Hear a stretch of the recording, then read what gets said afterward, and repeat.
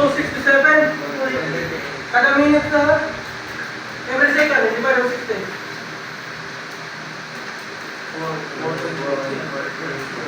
4.46. So 4 katulog. Kada pamilog na.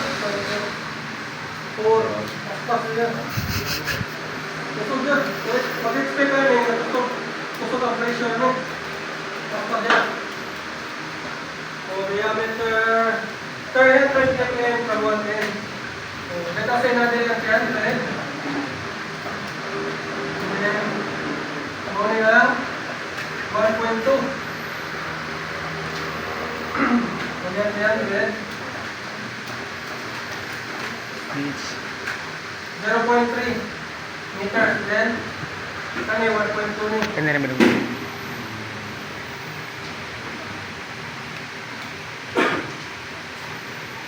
This is the length. And then of course, ang diameter ninyo is 70 mm. Diameter na 5. That is around 3 inches lang. To mga 3 inches. More or less than 1 inches. Diameter. Then isod lang siya o. Oil nga specific gravity 0.84. Then ipatuloy ko 28 lap per second. About its vertical axis. What pressure is developed at the bar edge? Of course, the pressure na develop din. Sige na. Mag-drawing na ka pressure diagram. Ano pressure diagram na ka? Parabolic ka po niya. Since ipatuloy pa niya din.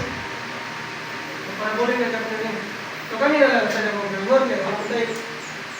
Ang daming guys. Parabolic kami.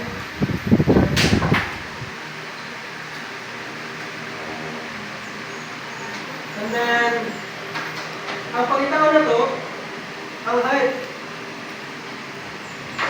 May pressure man. Pressure is equals to gamma H. Then ang H niya, nagpaitan sa kami. Ano yung H? Kasi na po na H na. Naman tayo formula to, H omega R squared. R squared, of course, kung X distance mo na din, kung nasa vertex, ako na sa center, over to G. So, may hog na radius na gano'n, 0.3 plus 1.2. That is 1.5. Kung H equals to 28 square 1.5 square 2 times 9.81. Kila? And then ang ratio, gamma is na. Kila na yun?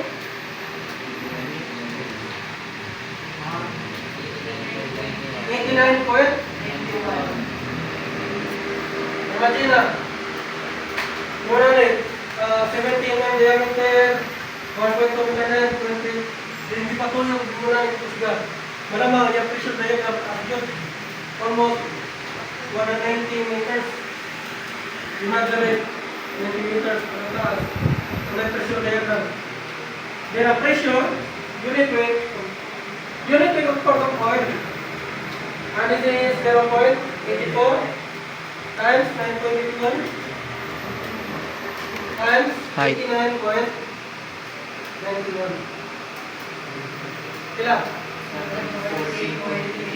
7 point